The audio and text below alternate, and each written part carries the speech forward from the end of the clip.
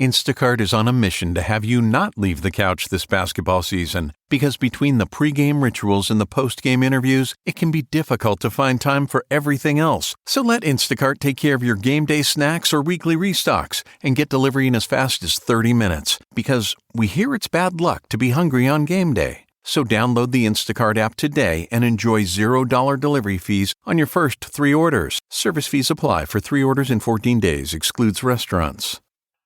Get this, adults with financial literacy skills have 82% more wealth than those who don't. From swimming lessons to piano classes, us parents invest in so many things to enrich our kids' lives. But are we investing in their future financial success? With Greenlight, you can teach your kids financial literacy skills like earning, saving, and investing. And this investment costs less than that after-school treat. Start prioritizing their financial education and future today with a risk-free trial at greenlight.com/Wondery. Greenlight.com/Wondery.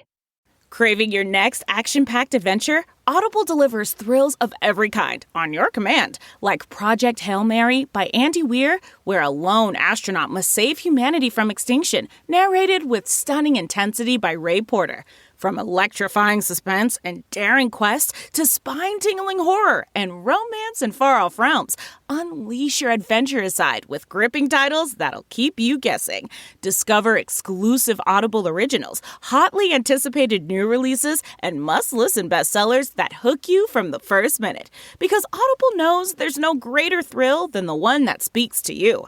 Discover what lies beyond the edge of your seat. Start your free 30-day trial at audible.com/WonderyUS. That's audible.com/WonderyUS.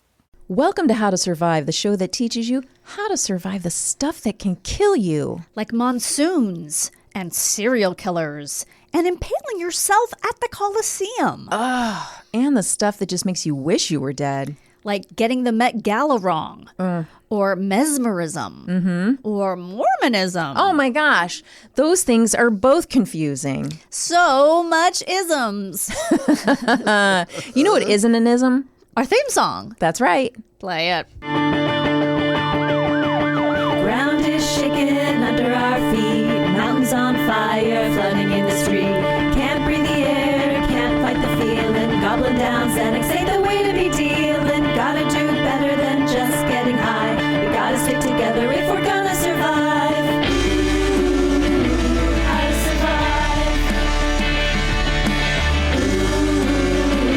How to survive. Hello. Welcome. Welcome yourself. Hi, Garen. Hi. We're all saying hello. Hello. Yes. You got a bird on it.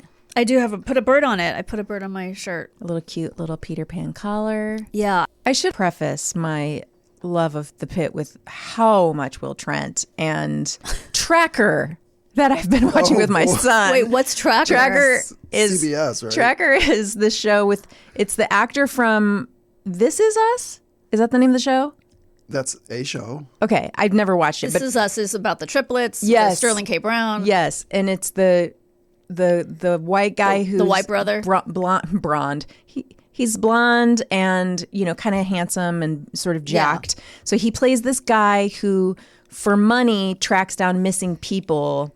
Like the family pays him or somebody pays him and says, you know, my brother's been missing. And it's these two women who give him the jobs. They're kind of fun. The two women, they like live, I don't know, somewhere in Montana. I don't even know. And there are these two lesbians who, I'd watch a show about them. They're like these middle-aged lesbians who have rescue dogs who call him. And they're like, all right, Tracker, you know, we've got another, so 80s. His name isn't Tracker. It's literally like, his name, that would be great if his name was but it's worse. It's like, okay, Tracker. Please, Garen, can you look up his name? Because it's ridiculous. It's like worse than Tracker. I wish it was Tracker. Coulter Shaw. It's Coulter Shaw. That's terrible. It's so bad. And he has a troubled past. You know, his dad was kind of this guy who went off the grid, but a little bit lost his mind. And so his brother maybe killed him. And so he has this dark past. And it always comes up when he's rescuing somebody. So like once he had to rescue somebody from a cult.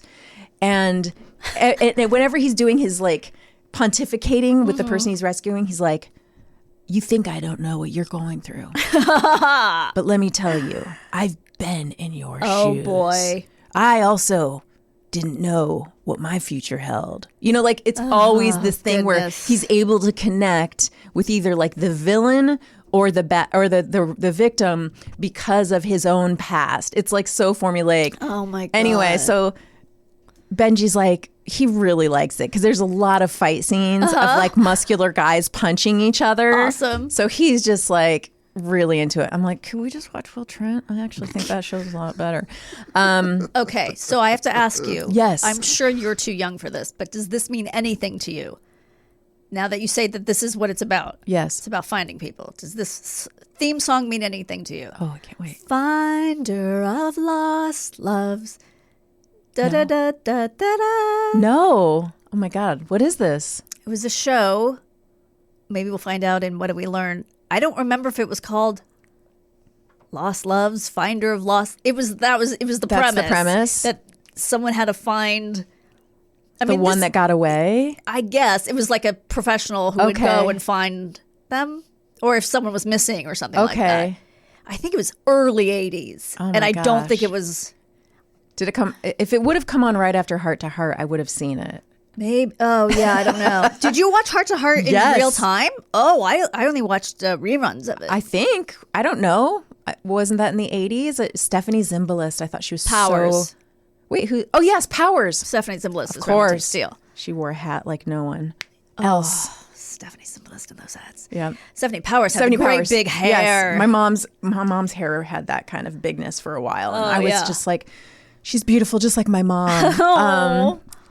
Yeah, I loved that show. Hey, do you guys want to talk about today's topic? Really do. This is exciting. I think we're going to have fun. Okay. Because this is sweeping the nation. Yeah. Especially in these times. Uh-huh. I'm going to teach you guys how to survive mesmerism. I love it. Right? Yes. Are we worried about this? Yes. I don't think I know 100% positive what it is, but I thought it was like a turn of the 19th century fad. Well, hold on to your invisible hats. Okay. Just like Mary J. Blige wears at the That Met was Gala. cool. Cool hat, right? Yeah. You know what's nice about it? You can wear it to any event and no one's going to get mad at you if they're behind you. Oh, yeah, you could see through it. Yeah, wear it to the movies. really cool. Wear it to a concert. Also, it's not too hot. Your head's not going to get sweaty. Although it's metal, it seems like it would be heavy. Yeah, might get headache. Heavy is the head that wears the Invisible hat. Yeah. I heard she's being sued by her former business partner. Somebody suing her. Oh, no. I know. She said but no more drama. I know. Oh, great minds, I Gary. love you guys. Okay. So first I'm going to tell you about a little bit about the history of mesmerism. Okay. It comes from a guy named Franz Anton Mesmer. So the word mesmerize, it comes from his last name. Wow, I love that. Okay. So he's born in a place called Swabia. That's made up. It kind of is because it's now southern Germany. Oh, okay. But it used to be Swabia? Apparently, it used to be Swabia. Okay. So he's studying theology. This is back in the 1700s, okay? Oh. Yeah, long time ago. Okay. And then he's like, nah, I'm going to study medicine instead. And then he's treating this woman. She has a long list of symptoms. She's like us. Right. She's got all this stuff wrong. Bloating and Yeah, she's memories like, fading. I'm in pain my and feet. I'm always stuffed up, and then like I get dizzy, and just kind of feel this malaise. How's your leaky brain, by the way? Still don't know. Seriously? Yeah. I had another appointment with an ENT, which is where the hospital sent me. And he was like, well, I'm going to tell you, it's probably not cerebral spinal fluid. That's very rare, especially because you have not been hit in the head. Right. I'm going to say it's almost definitely your sinuses. I'm like, great. So then he puts a camera up my nose. Yeah. They numb your nostrils. Have you ever had this camera up your nose? Yes, it's awful. It's awful. But first they spray up there to numb it, so it's not as bad, but it still kind of sucks. And then he's like, okay, it's not your sinuses. I'm like, okay. Oh, no. He goes, so what we're going to do is we're going to order another CT, this one of just your, like, sinus area. Okay. And so then I have to have that, like, next Are you week. still leaking? Nothing's happening, no. Oh, okay. All right. Jesus. And All right, well, keep us informed. will do. Nothing is leaking out of my left nostril in a giant pile and a weird color, luckily. Okay. But maybe I need to see Franz Anton Mesmer and go back in a time machine. So, okay. So he's treating this woman, right? And he's like, you know what? I've got this theory. He's calling it at the time animal magnetism theory. Okay. And it's based on his idea that the planets all have this invisible influence on the human body, okay? Which all kind of fits in with this new gravity business that Newton's been touting. It's all the rage, right? So he's kind of fits in with that. He's kind of been influenced by that. And in his idea, his theory is that we all have this fluid in our body, right? Okay. And it's controlled by the moon and other planets. And when it gets out of balance, that's when the problems begin. I mean, this is my problem. Maybe my fluid Yeah, is so out of balance, it's just squirting out of my nostril. So the way, in his theory, the fluids get back in balance is through magnets. Oh, boy. This Obviously, sounds right? familiar. So, oops, I just messed up where I was in my little notes here. Okay. So he uses a bunch of magnets, right, to cure his first patient. To redirect the fluids? Yeah, he's like waves the magnets over her and like cures her, according to her. Like getting the beard on the little man plastic thing. Yes. Yeah, okay. That's mesmerism. Sure. So you guys, when you were children, you performed mesmerism. Wow. Etch a sketch, mesmerism. So by the late 1770s, he's all the talk of the French Enlightenment, waving his iron rod around and his hands over patients, lots of women's bodies. He's wearing these purple robes. He's got these hundreds flocking to him. Guess what? Mozart is a fan. Okay. Marie Antoinette digs him. Wow. So he's like the Dr. Oz of his time in a lot of ways, as I will tell you. Okay. So not after... supplements. Not long after, surprise, surprise, controversy. People are like, is this really legit? I don't know if this is right. So like he's got a lot of people who are like, it works, it totally works. And then he's got some other people who are skeptics. Right. One of them happens to be Marie Antoinette's husband. Louis the 14th? 16th. 16th. Okay. Oh, and he gets Me Too'd. Me Too'd of the time. Okay. Right. He must have raped someone to death, probably. I mean, it just is like he's getting a little too like with the handsy, a little too handsy with the handsies. So he leaves Vienna for Paris. He's like, I'm just going to leave Vienna. I'm getting a bad rap here. So he goes to Paris, and everybody in Paris is like, oh my God, we love him. He's great. Because, they don't have the internet or phones. Aren't Marie Antoinette and Louis the 16th in Paris? Paris? I think he has. That's when he meets them. Sorry, Okay, I'm that's okay. It's okay, I just right? want to make sure I wasn't getting myself confused. And they all love him because they're like, this whole makes sense to us. How is this any different than what Newton said about planets revolving around the sun? Right. Like, we're expected to believe that, but we're not supposed to believe that fluids in our body get off balance and that magnets can control them. Like, Sure. Why can't we believe that too? So he invents this giant tub. It's called I think it's baquette, B-A-Q-U-E-T. I'm going to say baquette. Okay. It's this shallow wooden tub. He fills it with magnetized water and iron bars. What the fuck is magnetized water? I don't know, something to do with the iron bars, maybe magnetize it. I'm not quite sure of the physics of this. And I don't even know if physics is the right word to use. Probably not. Probably not. But he can treat up to 30 patients at a time. Oh, it's a big tub. It's a big-ass tub. Okay. Big-ass wooden tub. I bet the water doesn't stay warm in it very long. No, God. And you know what? The water's probably not even warm. Ugh, it's cold water. And the patients they link hands because it allows the fluid to circulate, right? Okay. So he's got all these acolytes, and they're like, we've been cured. Okay, except the head of the French Royal Academy of Science is like, no, I don't buy this. Okay. And then this is when King Louis the 16th, which is Marie's husband, is like, you know what? I think we should investigate this guy. I'm going to make a royal commission. And guess who's on this royal commission? Benjamin Franklin. Whoa. I know. How are all these people even alive at the same Isn't time? that wild? I know. I love that. That's what I love about history. It's so weird because I'm just like, you could have said they're hundreds of years apart, and I would have been like, yeah, I know. Right. So okay, well, you said the 1700s. And now it's, So, Benjamin Franklin. okay. Makes sense. And we know he came to France. And then this other guy, Antoine Lavoisier.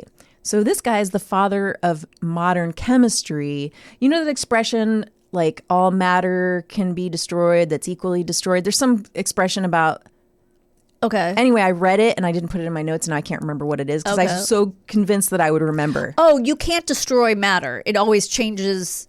It changes from one thing to another. Yes, but it's like there's an expression about it. Oh, okay. Anyway, he's the guy that came up with that. I'm embarrassed that I can't remember it. So they did their report. They did all this investigating, and they were like, no. They dismissed mesmerism and concluded the effects as illusions caused by the patient's imaginations. Right. Okay? So Mesmer, he leaves Paris. Leaves again. Yeah, maybe in disgrace. He's a travel. Can't really figure it out based on my research. It sounds like he left in disgrace. Maybe. He lives out the rest of his days in Switzerland. And he just keeps writing papers and books and stuff. So it's not, he lives till he's in his 80s. Mesmerism kind of goes away, but not completely. Okay. But it falls out of vogue. And plus the French Revolution happens. They're busy. They got People their are busy. hands full. Yeah, with bodies. With heads. And sticking those stabby guns into people. Bayonets? Thank you. You've read some history books. Stabby guns. I call them stabby guns. I like that. It's easier to remember. I like it. Okay, so then a Scottish surgeon in the early 800s, not the early 800s. Whoa, early backwards. 1800s, named James Braid, sees a traveling mesmerist. It's this guy LaFontaine, and he's like, what is up with this? He goes on purpose because he's kind of like, I want to see what this is all about. Okay. He goes in as a skeptic, and he leaves convinced it's real. And by that, I mean he believes that that it's a real thing, that like the guy he puts into a trance isn't faking it. So he believes that like a person starts in a condition 1, travels to a condition 2, and then returns to condition 1, and it's genuine. So he believes that. So is this less about medicine at this point? This is like a traveling show, right? It's like, Oh, I'm gotcha. going to do this, and everybody watch me make this guy turn into a donkey Gotcha. kind of thing, Okay. right? So Hypnotism. he goes and sees that. And he doesn't believe it has anything to do with this Mesmer's animal magnetism, mesmer theory with the magnets or any of that, right? And he also doesn't think that let's just call this person a mesmerist, made the change with anything they did necessarily, but that the change was completely rendered within the changed person themselves. Okay. That it was all within the person themselves is why it happened. So he comes out of that situation believing those things. Okay. So he proves the point. He starts researching this because he's really interested. He becomes like super interested in this. He figures out how to hypnotize himself. Oh. Now this word isn't in use yet. Right. Okay. But I'm just using it for us. So he shows there's no magnets or mesmerism involved. He coins the term hypnotism to not be mixed in with a mesmerist because he wants to separate himself and be like, I'm not these charlatans. And he goes on to write research and tons on hypnotism, okay? He goes on to be an influential pioneer in hypnotic anesthesia. This is something they would do. Oh. Right? Are you serious? Like for surgery? Yes. Oh I'm my serious. God. And they could do it and people would not feel it. What? Yes, it's real. And chemical anesthesia. So he became a pioneer from that into actual chemical anesthesia. Oh, you mean the stuff that works? Yeah, but I think hypnotic anesthesia does work. It can convince people to not feel that pain that's happening. That's amazing. He's regarded by some as the father of modern hypnotism. Do you guys want to know what else he's known for? Yes. Because this is really This is fascinating. beard, yes? Yes. He was a significant innovator in the treatment of clubfoot, spinal curvature, knock knees, bandy legs, and squint. What's squint? Like Is your this eyes a squint? pirate crew? Guess what? I knew you were going to ask that question, so I looked it up. Okay. Because I did not know. Squint is strabismus, which is what my daughter was born with, actually. We didn't know at the time. Oh. It's an eye disorder in which the eyes do not properly align with each other when looking at an object. So the eye that is pointed at an object can alternate. So the condition may be present occasionally or constantly. If present during a large part of childhood, it may result in amblyopia or lazy eyes and loss of depth perception. Right. So my daughter had surgery for this, actually. I remember. And she ended up having to wear bifocals until she was, 6 or 7. And now she's in regular glasses. Right. But when she doesn't wear glasses and she's tired, you can still see it one of starts her going eyes lazy. will kind of move a little bit. But it should eventually. So he's all legs, eyes. Yep. Okay.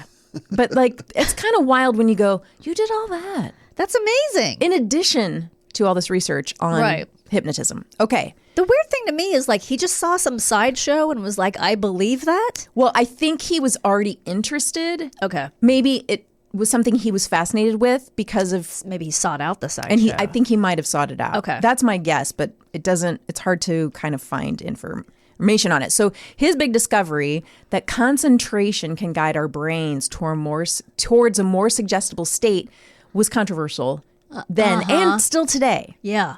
Okay, so nowadays, I'm going to talk about how hypnosis has this surprisingly robust scientific framework, okay?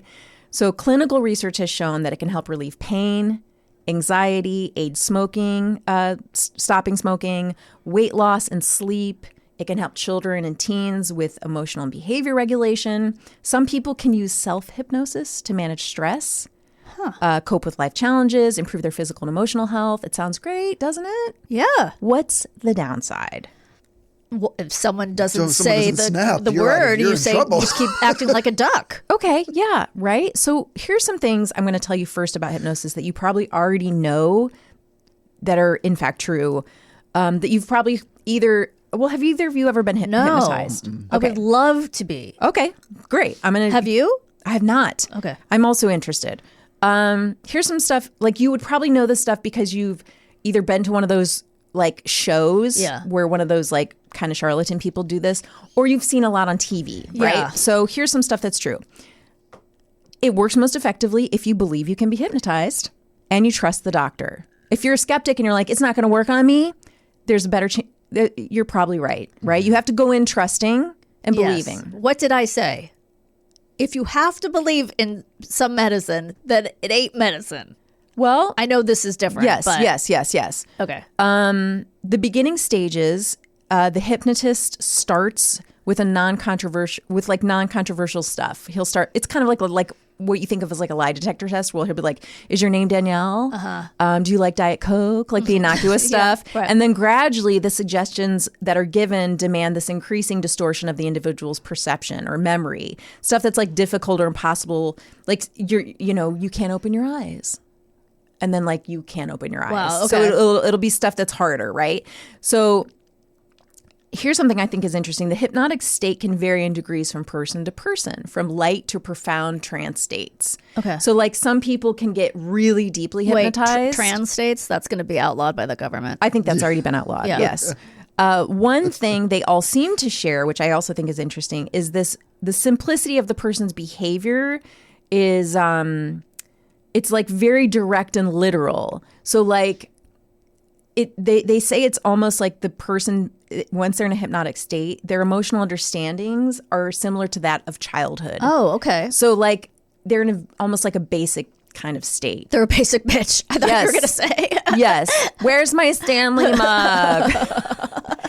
The main phenomenon, which we've all seen, whether in movies, TV, like those magic shows, is the suggestibility, right, of the person being hypnotized. So,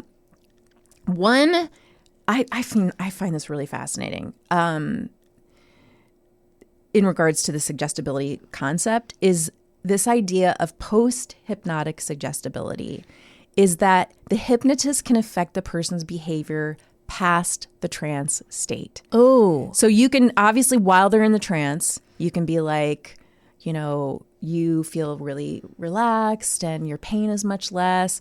But you can also say like, at 3:00 tomorrow, you're going to murder the president. sleeper agent. And they might not even be aware of it, right? Right. Because you can also, this is something called post-hypnotic amnesia, which leaves the person with no memory of the hypnosis, which can be, but isn't always, removed by the hypnotist. So in general, people will wake up with a memory of their hypnosis, Right. but that it can be removed so that the person has no memory of what. I feel like this was a Columbo episode. Oh. Or should have been. I'm sure, right? Yeah. Wasn't that the Manchurian Candidate? Well, that's what I said. Sleeper agent. I mean, that's Oh, yeah. that's what Manchurian Candidate is. Yeah.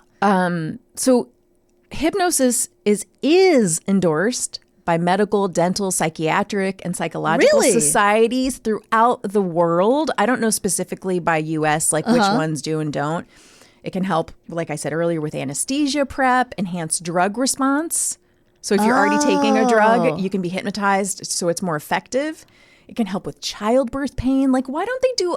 Like, give me a doula who's just going to hypnotize me through this. Stopping smoking, which I knew about that. Pain of terminal cancer. It's very good with helping people who are afraid of the dentist. Now, on the other hand, the medical community condemns hypnosis for public entertainment. Right. So the reason for that, which I think makes sense, the danger of adverse post-hypnotic effects. Several nations have banned or limited public displays of hypnosis because there have been really bad things that have happened. Like? I'll tell you one. Okay. Let me just finish up with this. Then that's not even going to be my story. But many courts of law refuse to accept testimony from people who have been hypnotized for purposes of recovering memories. Yeah, I can understand why. You know, because those techniques can lead to confusion between imaginations and memories. So it's not reliable. It's not reliable testimony. And here's some how to survive information. One thing I would say is maybe don't go to those like sideshow kind of things. Yeah. Because so one of the stories. But what if you really want to see a goat that has a penguin's head? That's true. I mean, look. I'm just saying, and the hypnotism is right next door. Yeah. You're going to not go? You could go, but be warned. Yeah, be warned. So there was a young woman in London. No, she was in the UK. I don't know what city she was in. And she went and did hypnosis. She did one of those sideshow kind of magic show type things. And she was put under hypnosis, and he said, you will come out of your chair because it feels like you're going to be jolted with 10,000 shocks of electricity. Okay. And she was really afraid of being electrocuted. And, she jumped out of her seat, went home, and died that night. What? In her bed. Of electrocution? She choked on her own vomit. And they couldn't find any reason because she had maybe like one drink. And they ruled that like maybe she had this heart arrhythmia that could have possibly caused it. But her mom was like, she was terrified of being electrocuted her whole life. And I think that was what really caused it. Jesus. And I don't remember in that particular story if he had been charged or not. I think it was too hard to figure out a way to charge. But like there are not tons of stories of people, but there are stories of people being later hurt and affected by these shows. That is wild. So it's not even just that they implanted something that would purposely occur later. It's an accident. It's an accident. There's a really wild story of a principal who was doing hypnosis on students at a school. Oh, that doesn't sound good. I'm not going to talk about it, okay. But you can Google it. And some students died. And he was hypnotizing like students and teachers. And the administration kept saying, stop doing this. And he wasn't even licensed. And he kept doing it anyway. And it's not good for the show. Sounds insane. It's really wacky. So I was like, yep, not going to do that one. But if you're still interested, you can easily Google that one and read about it. It's in Florida. Of course it is. Oh, boy. Okay, so here are some possible side effects of hypnosis, just so you know. It's not for everyone. This is according to WebMD. Yeah. Some people can't reach that full dreamlike state, and this can make the treatments less helpful. In rare cases, it can cause side effects, which include anxiety, headaches, dizziness. That's where I'm going. Yeah. Wah, wah. Rare cases, okay? It's usually safe. Make sure a trained professional's doing it. Not all states require people to have certification in hypnotherapy. So check in your state. Do your research. Make sure that anyone you consider has a license in hypnotherapy or that they're a member of the American Society of Clinical Hypnosis or the Society for Clinical and Experimental Hypnosis. Or they have a big crystal ball in front of them. Absolutely. They and wear jingly bracelets. They wear one of those turbans, that looks with a brooch. Yeah, they got to have a brooch in the middle. It can be dangerous for people with serious mental disorders, including hallucinations, delusions, drug and alcohol misuse, and schizophrenia. So if you suffer from any of those issues, I would say hypnosis is not for you. Go ahead. No, I was just wondering, you with the seizures. Yes. I was wondering if that would be a problem. I think it would be okay. Okay. Yeah, I think it would be okay. Doctors may use hypnosis to bring back memories or stressful events that might link to your mental condition. There is some controversy around this practice, right? So if the person giving the treatment isn't a trained professional, it could cause the creation of fake memories, which could further confuse a person's mental health issues and bring more problems. Again, just don't go to somebody who's not vetted and trained. Go, you know what? Don't use a Groupon. Danielle. I think that goes without saying. Yeah. This is where you want to go for the best, right? If you're considering hypnosis for help with chronic pain, I would love that. Make sure a doctor has first checked you for other conditions that medication or surgery can help, right? And it's safest for people with less serious mental or physical conditions. But it did. Maybe you should try it. Yeah, maybe I should. But also, then it says for people with cancer. So I don't know, guys. That's how you do it. That's really interesting. And do you want to hear a story? Yes, please. All right. So I've got a great one. The hypnosis murders. Oh. I'm going to be clear. This is from Tumblr. And it is based, this is true, but this is someone's rendering. So these facts may not all be exactly how they happened. Okay. It's just, this is a more detailed rendering than I could find on Wikipedia, and I couldn't find anything else in English because this is in Copenhagen. Okay.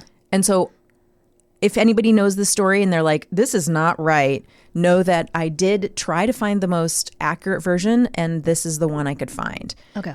In 1951, the young Palle Hardrup shot and killed 2 people in a bank. When the police arrested him moments later, they noted that he seemed unusually relaxed.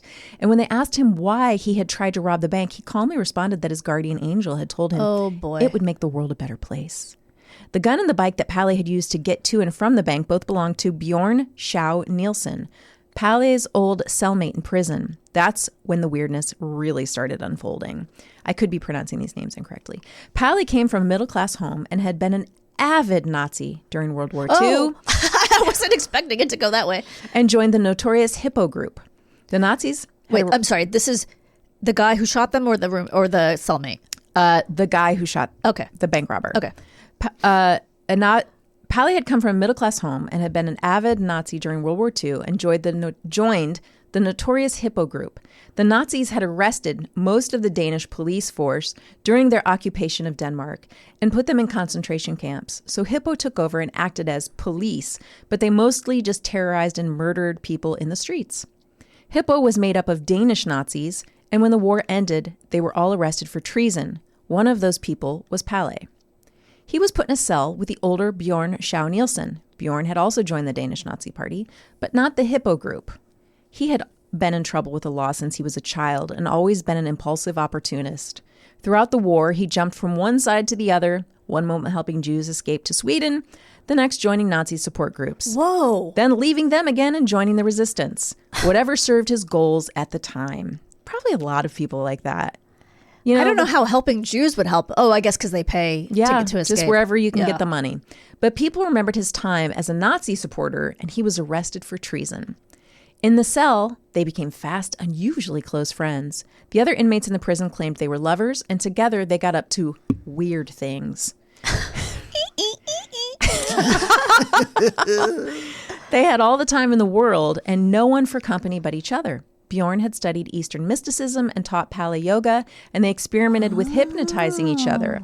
Bjorn was released first, and when Palle was released a year later, he immediately went to Bjorn. Why was Palle released?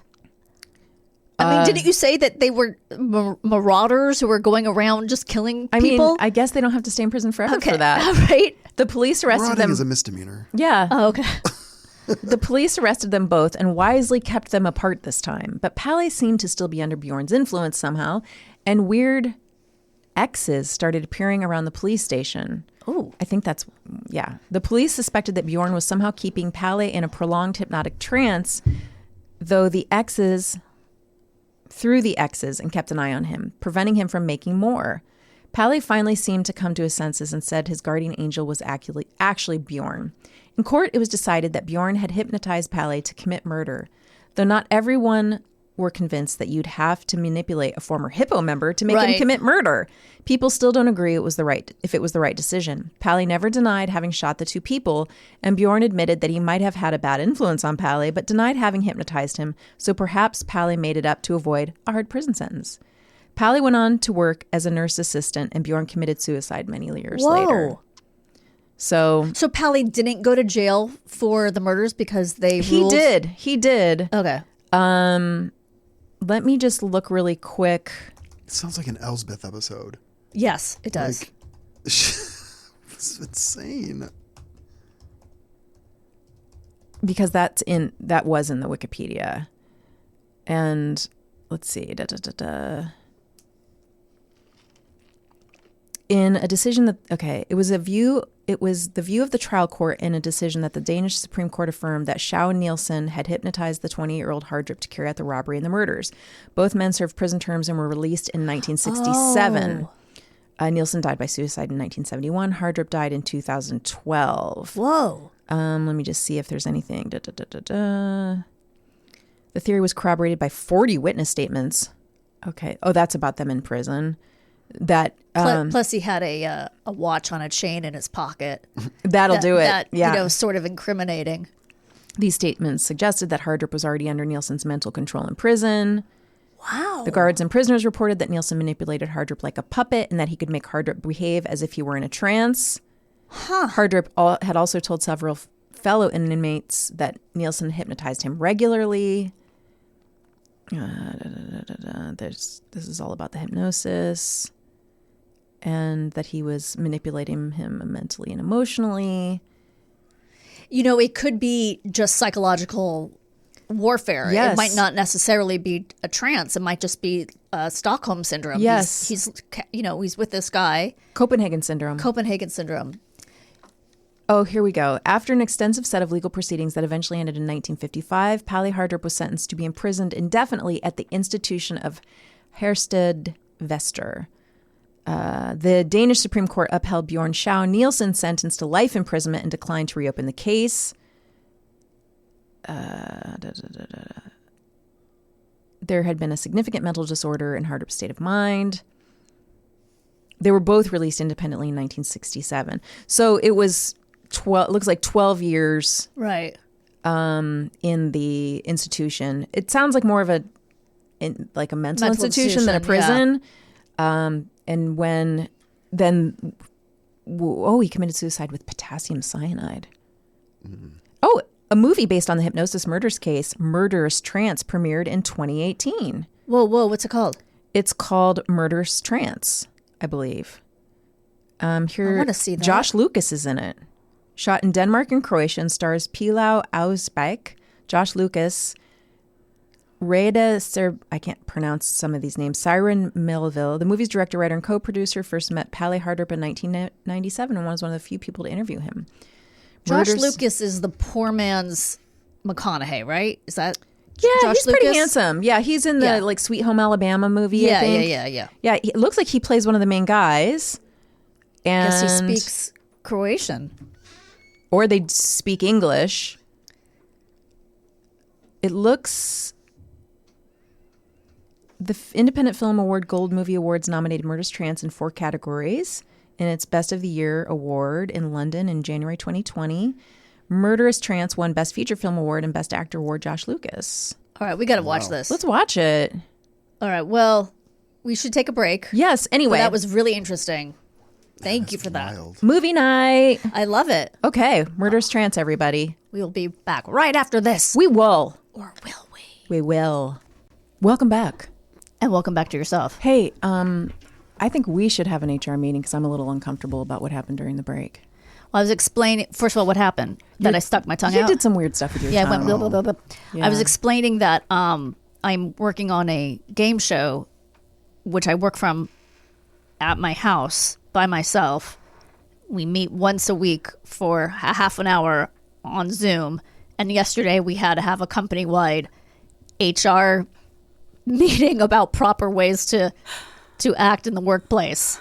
Well, did you tell them you always show up nude? Yeah, I guess I could just harass myself. I don't know. I mean, I didn't have the camera on for the first half of it, and I was actually doing my work. And then I saw that my bosses were on the Zoom also, so I was like, all right. So I put my camera on, and are there people that stopped working. Still don't know how to have proper camera etiquette? Is that a thing that happens still, or does everybody know what they're doing pretty much?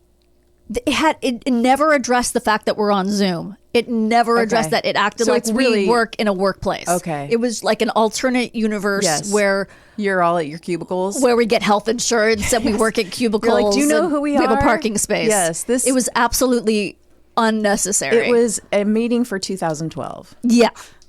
Oh, that's weird. Yeah, it was really ridiculous. And then she kept having these slides with like movie stills.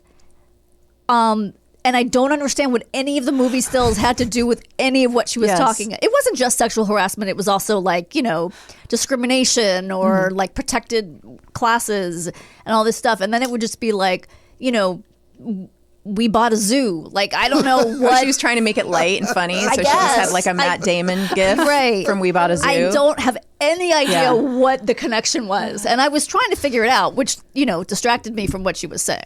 But I don't think I'm going to racially offend myself or anyone in my head. So as I'm writing my game show questions, you just start writing really offensive questions. Really offensive that questions. Offend yourself. Right. Anyway, so that was fun. On the first half of the show, we discussed. Oh no, you do it. I'm so sorry. No, you do it. I want you to do it. You know what? I quit. Oh, I hate myself. I'm so embarrassed. How to Survive with Danielle doesn't sound good. I think it sounds pretty good. We learned how to survive mesmerism. So topical. And now Janet Varney is here. The talented, lovely Janet Varney is here. And very funny. Stepping in as the new co-host. Yep. Since you with Danielle, have retired. I'm done. To talk about... Sorry, I didn't mean to say you retired. That implies an age thing where... You know what? We can't. We're beyond offended. Yeah, you can't even offend us. me. Look, I got an AARP card in the mail, and I was like, just throw me in the dirt. Dirt. Talk about surviving Mormonism. Hi, Janet. Hi. First of all, this has literally been as long as I don't know how long we've been doing the show now, but all that time in the making. Yeah. So to have you here is a goddamn miracle. It makes me feel very smug indeed that you want to make sure that the listeners know that I was near the top of the list early on. Oh. It was like, first we week. got to get Varney in here. Absolutely, 100%. Because you're And so then funny it's and never- great, and you're a great storyteller. Janet, you might know, well, she's an actress, very funny actress, and you might know her as a voice actress. She did the voice of Korra on, what's the full name of the show? Yeah, The Legend of Korra. The Legend of Korra. And then also you co-host a podcast with John Hodgman. Yeah. And it's called E Pluribus Motto. Yes. So please to explain. Well, we're going into our second season now. We did our first season of, I'll call it a limited series of, I think, 12 episodes. But it's on the Maximum Fun Network, which is a lovely network. And John and I both have other shows on that network. And at some point when he was on my podcast, we started talking about, like, oh, God, he said something. I think he said, like, ad per astra. That is 1,000% not correct. But it's one of those, it's a state motto that, like, if you know one, you might know that, or you might know, like, Eureka, because that's New York. And I was like, God, I'm realizing I just don't know any state mottos. I don't know any state flags other than, like, the states I've lived in. And we sort of jokingly said, we should do a podcast about that. And then eventually we did. Okay. Because anytime you say we should do a podcast about that, You have to. inevitably you will. It is done. We really appreciate you coming because we know how busy you are. It's my pleasure. So- The only reason that this hasn't worked out before is that you have picked a day to record upon which I always had also a recording. Yes. Right. So I'm glad this Sounds like finally it's our happened. fault. I think so. If that sounds like that's 100%. 100% I didn't she's want to. blaming I don't want that me. to be an Yeah. implication. I want it to be right out there, right It's out there in the open. It's an accusation. Yeah. It's a statement of fact. Jacuz, California state That's motto. California. Jacuz. Jacuz. Oh. Okay, so I did not know this about you. You grew up Mormon? Yeah, like half. Okay. My parents divorced when I was very young. I would say a good chunk of that, or at least in sort of symptomatic of why they split up, was that my mom was Mormon and my dad was, before he met her, an atheist, and I think like fell in love with her, and it was very important to her that she had been married once before, and it was important to her that that whoever she did marry to ostensibly spend the rest of her life with would be Mormon, and he like converted for her. Oh wow. Okay. But which is very sweet. It didn't take. I mean, it's a big commitment. Yeah. I guess. I mean, I'm sure there are religions that it is less of a commitment to convert to. I would imagine. You know, Yeah. but Mormonism, it's and listen, look, we're talking about how to survive. I'm not going to come here and just shit on Mormonism point blank. Like I definitely feel like there are wonderful things about it. It works for a lot of people. Right. There are, in my experience personally, there have been the most like living by the actual values of Christianity types of people that I have encountered. Okay. And some of whom are in my family. But, it's not for me, and it has a lot of problems like any like big organized religion that also owns a lot of real estate or, Right. I mean, it's a very, very American religion in a similar way to like how Scientology to me is a very so my dad is an atheist, but my mom had custody of me on Sundays, so it was important to her that I go only to on church. Sundays? She had like 2-3 days a week, and my dad had the rest. He had primary custody. That's interesting. That's pretty unusual, no? Yeah, I'm a lot more like my dad than I am like my mom.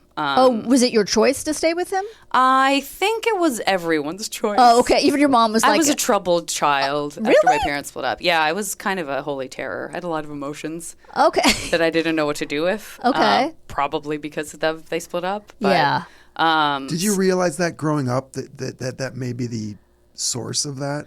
I mean, that's a good question, Garen. I think yes, in the sense that I have so few memories of my parents together, like very, very few. And when they split up, the initial thing was like what people did back then, which was like, okay, so probably mom will have more custody. And that just did not go well. I think moving from, when you are no longer at your house that you associate as your house most of the time, and you're in a little apartment in a different place, like whatever disrupts your life more, you're going to sort of blame everything surrounding that. Gotcha. And I think, my mom, I mean, they were both like, they were lovely people, and I'm an only child, and they neither one of them ever remarried. I think like their whole experience sort of broke them of the idea of being married. And they were both very emotional, and it was like very hard for both of them. Yeah. So, and I think the way that people handle their emotions, works for certain types of people and you know what I'm saying? Yeah. So like my dad would have like big blow ups, but then he would be like cool. And so as a child, that's kind of more what a child does also. Right. So I think that felt like familiar to me, and my mom was more of like the silent treatment kind of like coldness that she grew up with. Right. Yes. Like that's how she handled conflict. And like a child is not going to necessarily behave well when they're frozen out. A child is going to act out. Is going to be That's like, real- say something, do Yes. something. Yeah. So it sort of creates this dynamic Yeah. where, it's like, it's just kind of a self-fulfilling prophecy. Right. And so, but I went to church with my mom, and, I just was the kid who like, I was already different because I came from a split home. Sure. And I can't think of anyone else who did. At the church that I went to. And I'm sorry, how old were you when they divorced? Oh gosh, I mean, they separated when I was like 4 or 5. Oh, okay. That's really young. Okay. And I think they were like actively avoiding each other before that, which is why I didn't have very many memories. There was I have a lot of memories of being very young in my grandparents' house, both sets. Okay. So again, like I had some very positive experiences, but I was definitely like the kid who asked questions when I wasn't supposed to, and just like religious was always questions? on just like, hey, this doesn't make sense to me. And everyone was always very nice. I would never felt like excluded in any way. But certainly it became clear quickly, like, oh, they don't know. There is no answer for this. Right. Yeah. Like when you bump up against like a question where you're just pointing out something that is in conflict with itself inside of a religion, then the kind of basic answer is like, well, we just don't have you have to have faith, or and some of that I get, but like for a kid, some of it that's really hard to hear. For sure. I don't know from an adult, for sure, because you're turning to them for the answer. 100%. And if they're like, I don't know, you're like, well, what? And what are we doing here? What? Yes. It's Okay. hard. I liked the singing. There's a lot of nice singing. I think like coming from a place where like I was primarily raised by a person for whom that did not work at all. And in fact, my dad was like, couldn't wait to go through the process of getting excommunicated, which is a very arduous process. Oh, wow. Like they don't want you to leave. Okay. And I don't know, and I, again, all due respect, and maybe there are LDS folks out here who like actually have better answers than I do. I feel like there is a cynical reason, and then there is like an aspirational Kansas motto reason. And I think that it is probably both. Like, I think it's probably both and. The cynical version is they don't want you off their rolls because the more membership you have, I think, like, the more tax incentives you have, and the more, which is the cynical answer for why Mormons baptize the dead. Yeah, they were trying to baptize dead Jews for a while. I mean, that's the cynical, that's the very cynical take on it. You need the numbers. And then the sort of aspirational, like romantic take on it is we don't want you to leave. And I think it's both and. I think there are people who don't have any participation in or benefit from there being more Mormons. Right. Like the people on the bottom floor where almost everyone is, that's not a concern of theirs. Right. Yes. And so they genuinely are like, we are bringing our family members to heaven. Yes. When they heretofore did not have the opportunity. We don't want to lose you. We don't want to lose you. Yeah. And then same, yes, exactly same. Like the worst thing, one of the worst things that you can be, to my understanding, in Mormonism is a person who had the truth, actively so-called accepted the truth, and then turned your back on the truth. Like that is a son or daughter of perdition. So that's like, you might go to spiritual prison or maybe even hell for like having the information. Whereas somebody who didn't have the information is probably going to go to heaven anyway. Like they can't help what they don't know. They can't help what they don't know, Yeah. which I like. Which again is like an optimistic Christianity, opposed to y'all are going to burn in hell, Right. Because you don't believe exactly what we believe. That's not what Mormons think. Like, and so I appreciate that. So let me ask you, why did your dad care that he was excommunicated? As the person leaving the church, why do you care? Like, why was it important to him to just actually like be? it's not, you're not part of, you don't go to church anymore. Yeah, he really had a problem with the rhetoric. Like he just didn't want to be associated with it He wanted at all. zero association. Okay. He really wanted them to never bother him again. Because that's the Gotcha. other thing that happens. Like the missionaries always find you.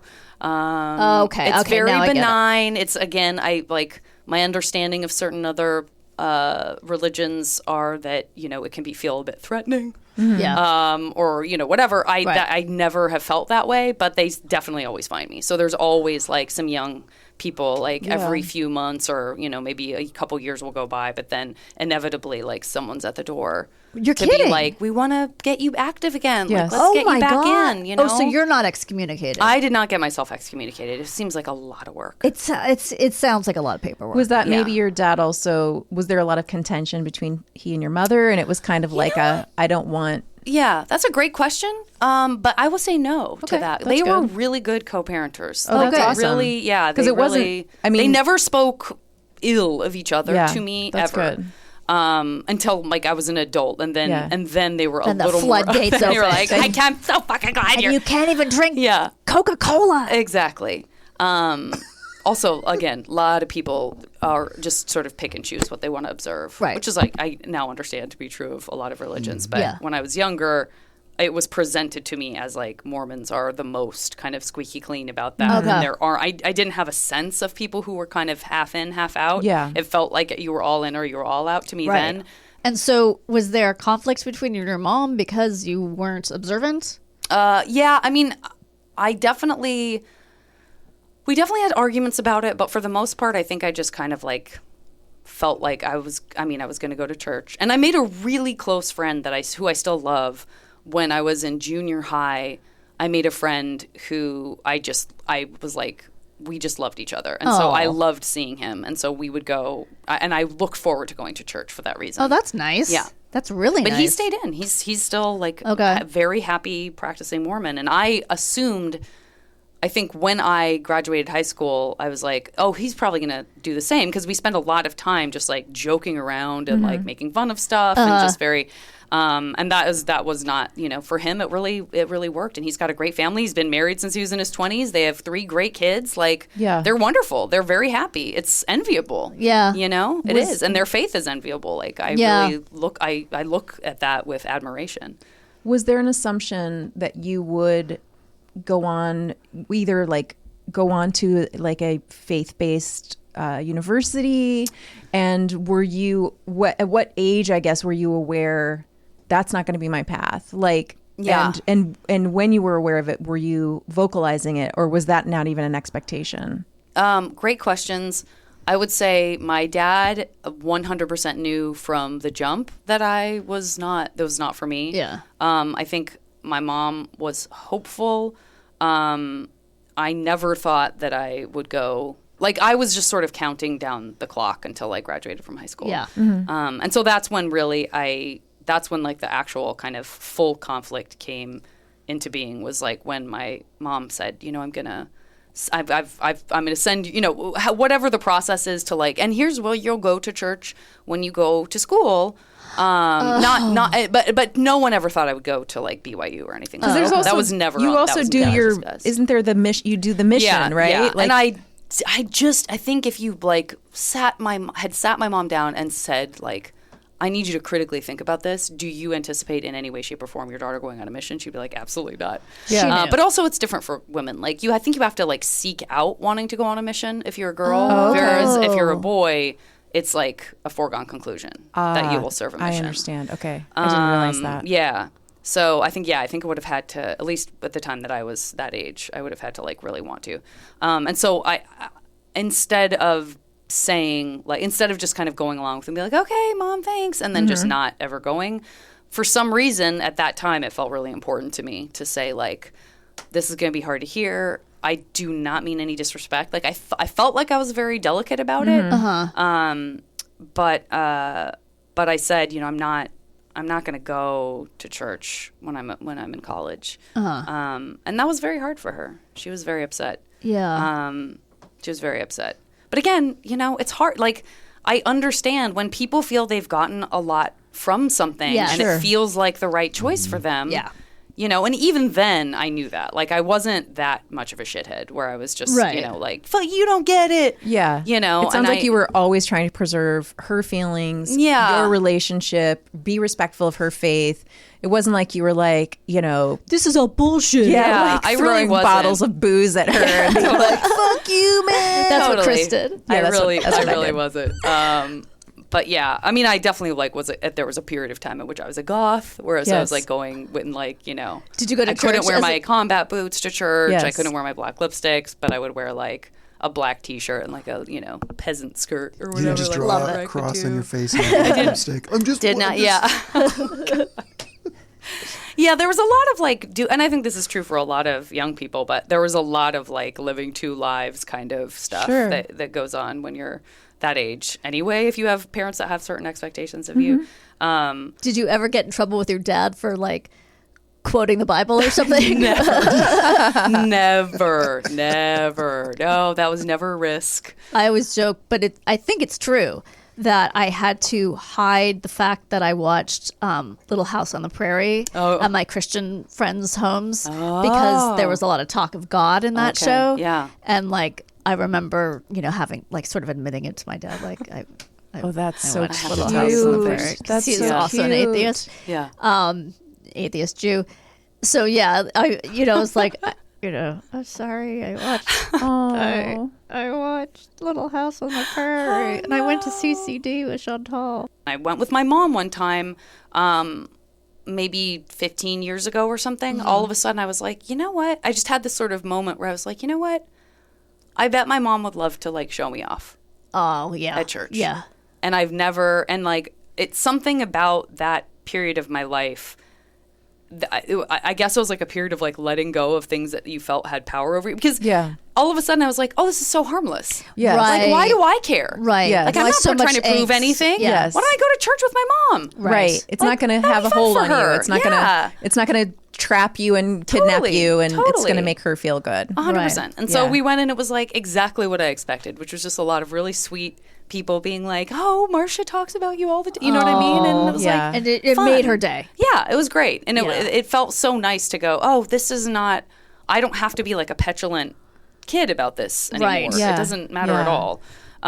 So that's like, but those are the only times. But again, I never felt like, I think the most that I ever felt from even like my grandparents, because once you go another generation deep, my grandmother was like, very disturbed that many of her grandchildren were not into it. Sure. But she never, it was so rare that she would even bring it up. So rare. Like she just loved her grandchildren. She accepted it. There was Right. no nagging. There was no like, oh, I just worry. Like once or twice, I think she kind of let slip that she was like really sad because she was afraid going that to we hell weren't gonna anyway.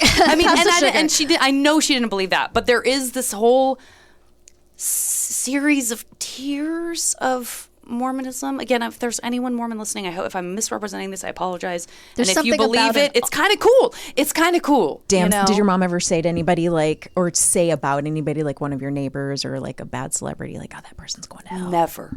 No one in my family ever talked about anyone going to hell. Sound really nice. It's really positive. I think I'm going to become a Mormon after Well, now this. there It may doesn't be sound a few more bad. pieces of information that you want.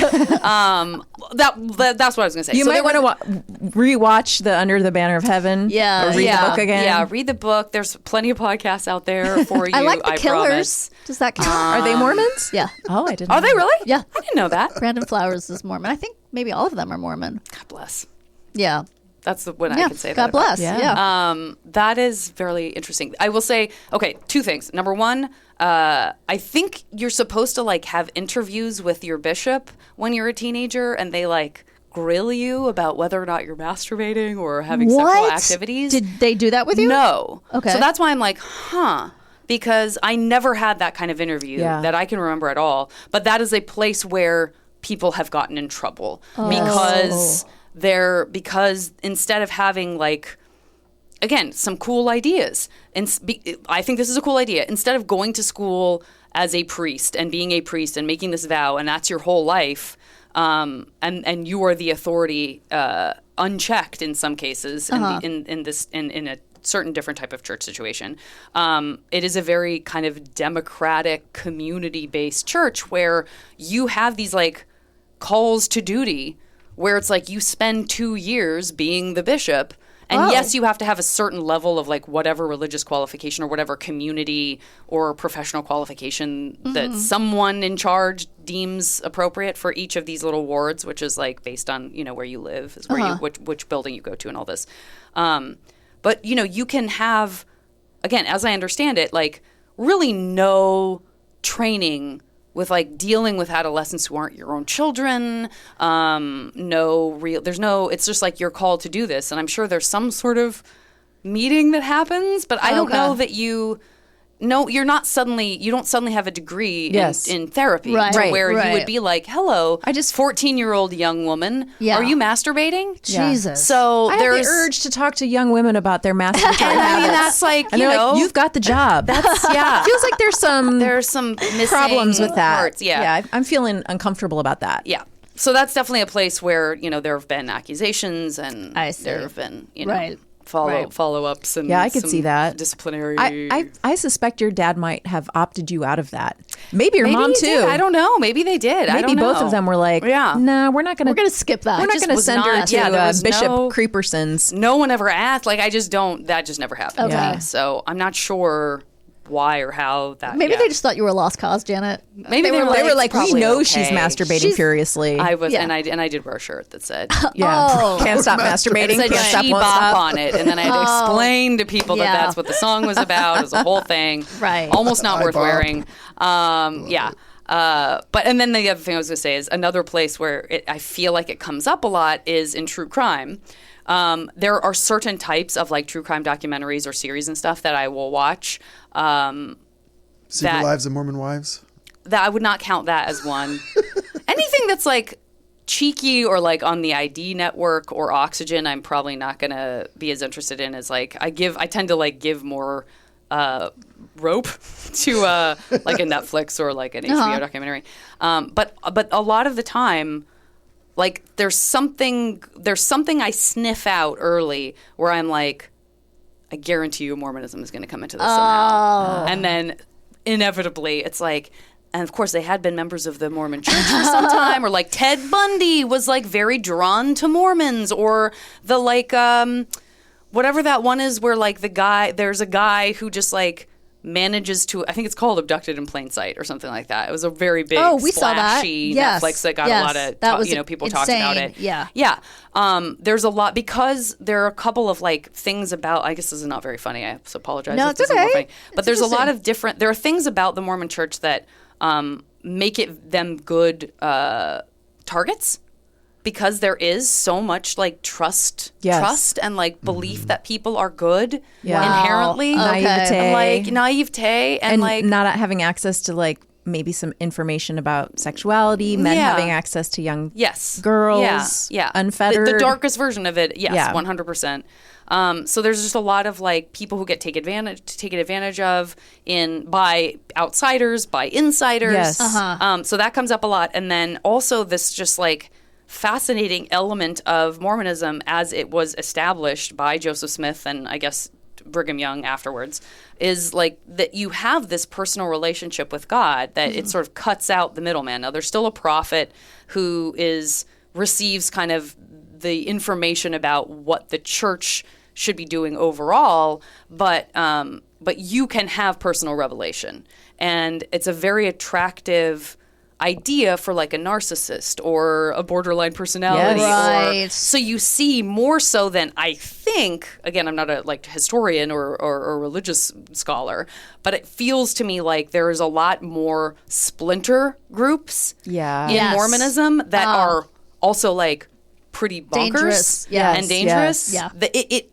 It's within the system itself. Like it's inside the kind of structure of the church that it sort of allows for that, so that someone at some point can be like, well, I had a personal conversation with God. Right. I had a Yes. revelation. Like he Yeah. appeared to me Yep. and said, Warren Jeffs, you need Yes. to go and Right. marry a bunch of 12-year-olds. I need your daughter and because God like, told me. this is what I have to do. Right. And if you were a powerful personality and you're dealing with people who maybe, have a sort of innocence built into them as members of the congregation, suddenly you kind of create these like perfect little storms where you can have these like really fucked up things happen. Yeah. But I find that fascinating. It's so interesting. It is fascinating. Well, Janet, thank you so much. This has been great. We've got so I'm much to think so about. glad we finally got you Yes. on. I know. Your schedule's so busy, but we very much appreciate it. I love being here, and Thanks. I was very upset to have not been able to do it for so long. So. Well, it happened, and that's all that matters.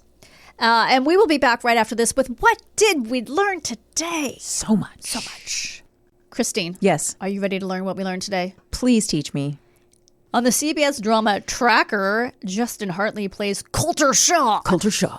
a trusted lone wolf survivalist who, driven by the troubles of his past, uses his instincts to find the missing and collect rewards.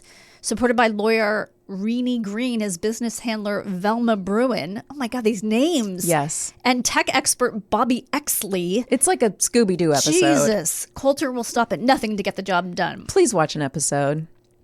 Okay, here we go. Finder of Lost Loves. Oh, yes. After Carrie Maxwell, see, that's a regular name. Yeah. Anthony Francosa, after his wife Kate dies, he decides to set up a private detective agency specializing in reuniting clients with a former loved one. The leading cast members were Franciosa, Deborah Adair, Ann Jeffries, Richard Cantor, and Larry Flash Jenkins. Wow. Never heard of any of these people. Similar to The Love Boat, another Aaron Spelling... I didn't realize it was an Aaron Spelling production. The series featured various weekly guest stars. The series was canceled after 23 episodes.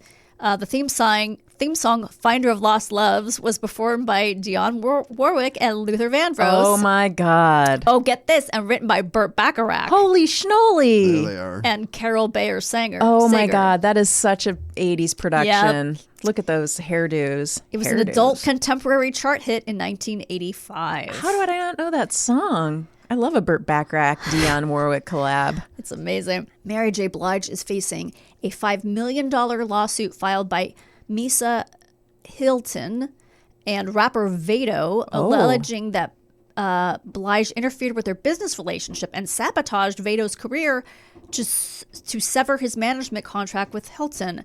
The lawsuit claims Bilge allegedly withheld Vado's complete album and blocked touring opportunities to pressure him into leaving Hilton's Misa management. Hip Hop DX reports that Hilton may be willing to drop the lawsuit if Blige addresses the issues with Vado. That sounds very complicated. They should go on one of those court shows, therapy shows, or like talk to, who's that therapist who does the podcast? She's like a marriage counselor, but you know, she's like, I don't know, South African or something, and she always tells it like it is. I don't know who that is. Guys, you don't know who I'm talking about? It's no so idea. obvious. I don't know. Anyway. Let's do a little experiment. I hope they can work it out. South African Tell it like it is. podcast host who tells it like it is. What if it comes up? Guys, what if it comes up? Nelson Mandela. What the hell? Not Nyanla. What's her name? Oprah's. It's not. Oh no, this is a true crime podcast. Nicole Engelbrecht. No. She's No. the 100 best South Africa podcasts. You must. Oh follow my God. in Okay, we don't have time. All right, let me finish this up. A common way to express the concept of destroying matter is to use the scientific principle that matter is neither created nor destroyed, but rather undergoes transformation. This principle, known as the law of conservation of mass, discovered by Antoine Lavoisier in 1785, means that matter can change form through physical and chemical changes, but it is never truly eliminated. Yeah, that's what I was trying to come up with. That's what you want to stitch on your pillow? Yeah. Okay. You said it was a saying. I'll probably get it as a tattoo. Matter never. Matter cannot be destroyed, only changed. I think is.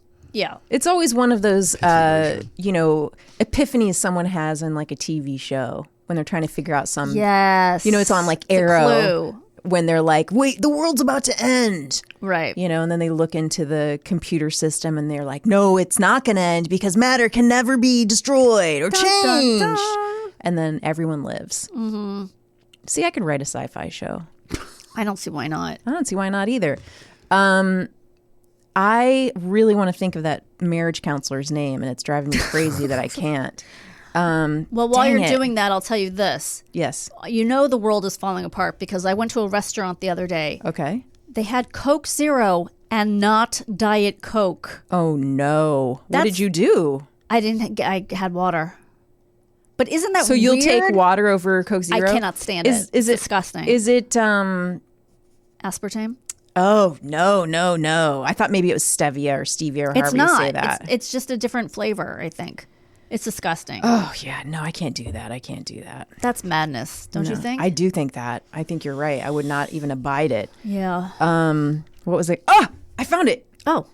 Esther Perel. Where should we begin South African with Esther Perel? Okay. Maybe she's not. Maybe she's Israeli. I'm going to tell you where she's from. Very different. Esther Perel. People love her podcast. Oh, she has a master class too. Oh, this is actually interesting. Join Esther in her office every Monday to listen in as real couples in search of help bear the raw, intimate, and profound details of their stories. I don't like watching seems those. inappropriate. She's from Belgium. I was wrong.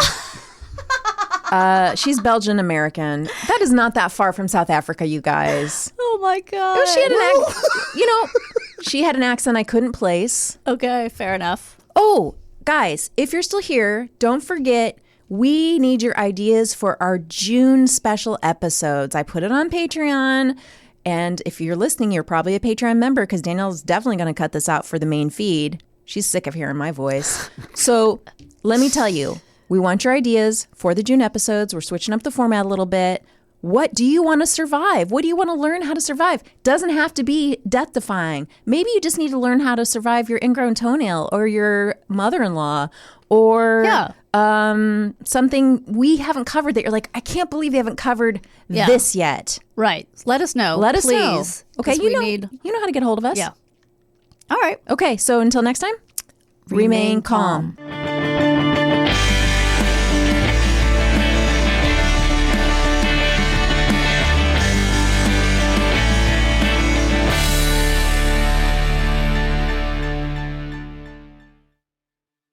Are you feeling stuck in your career or lacking employment at the moment? Experiencing symptoms of job dissatisfaction?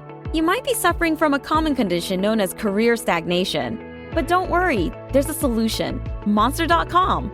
Monster.com offers a comprehensive suite of career-boosting tools designed just for you.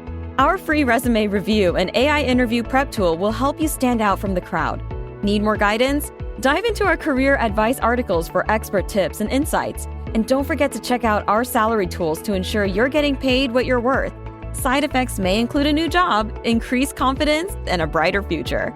Consult Monster.com today and take the first step towards your new career. Ready for your next job opportunity? Visit Monster.com now.